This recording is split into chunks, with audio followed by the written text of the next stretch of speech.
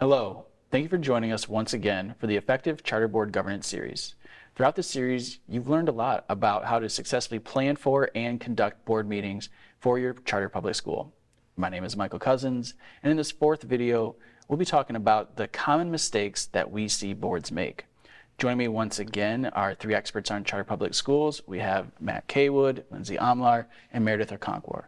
And Lindsay, I'm going to start with you. A lot of times when we see board members join the board, they're really excited, but then they think the learning is done. That's not true, is it? That's right, Michael. It's not true. In fact, participating in ongoing board development is really key to a board's long-term success.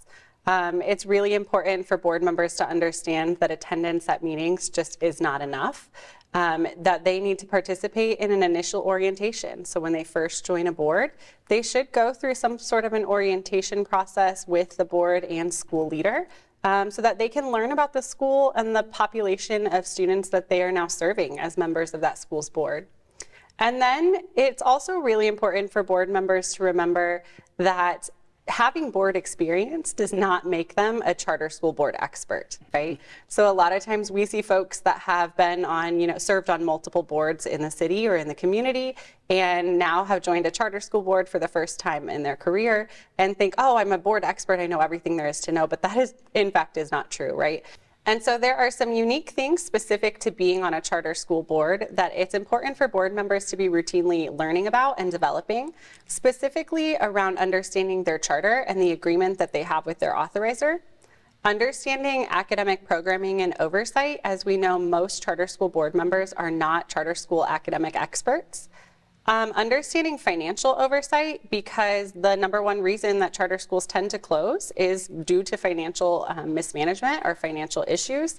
And so really understanding what long and short-term financial goals for the organization are, what budget oversight should look like for a charter school, and then also understanding how to review monthly financials, even if they're not the finance expert on the board. And then finally, they should be going through routine development around understanding governance and committee structures and how to run a highly effective board through committee. So just remembering to participate in that ongoing board development really is key. You use the word governance there, and that's really a big word that is used all throughout charter authorization and being a board member for a charter public school. And Matt, you said one of the areas we see is that boards kind of don't see the difference between governance and management. What are the differences there? Thanks for that question, Michael. And yes, I believe it's critically important for boards to understand their role as a governing body and understanding the difference between governance and management. On a governing board, I like to call it staying in your lane. You need to know your lane as a governing board. And really, as a governing board, you need to follow the chain of command. You need to set policy. So as a governing body, you need to set policy. You need to set the direction for the school, and you need to ensure that the school has the adequate resources through the budgeting process to achieve their goals and objectives. And you need to oversee the overall health of the organization. It's important that you understand you don't want to get into the management aspects of the school. Management is responsible for executing the plans. They're responsible for directing or supervising the people in the school. They're also responsible for utilizing the resources that you've allocated for them to be effective reaching their goals. Essentially, they're just responsible for the day-to-day operations of the school. And it's important that the governing board knows not to delve into those areas. So let's say we have a board, they've got that governance versus management down. But another area, Merrideth, that can be an issue is everyone wants to kind of govern in their own way, and there's a little bit of fracturing in the board. How do we avoid that?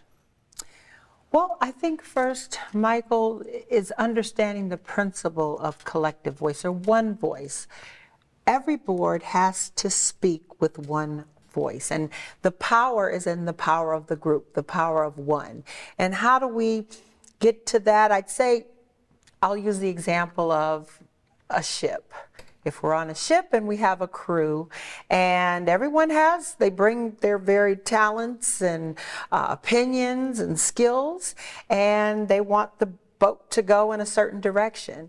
If the boat goes in every direction that each one of those people wants to go in, then it's likely to zigzag through the waters, right? And rough terrain can maybe capsize or go down like the Titanic. We don't want that. So boards need to take their time, like in the motions that we talked about earlier. That discussion is very important. So taking the time to really bring those ideas into one think tank, and then that vote that I talked about in making the motion. So we're going to vote. We're going to hear everybody's opinion and then come to a consensus.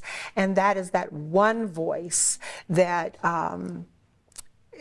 encourages diversity and that healthy discussion, so that the decisions made by a board are sound and educated and been vetted by the group. So one voice is very important. Wonderful, thank you. One voice for the board, governing without managing, and continuing your learning. Thank you all for being here once again, and thank you for continuing your learning with us through this series. There are more videos to come, but if you have any questions at this time, remember you can always speak with your authorizer for anything that comes to mind. Your authorizer is there to help you as you govern and you set the vision and goals and the path for success for your charter public school. Thank you for your service, and thank you for continuing your learning with this series. We'll see you next time.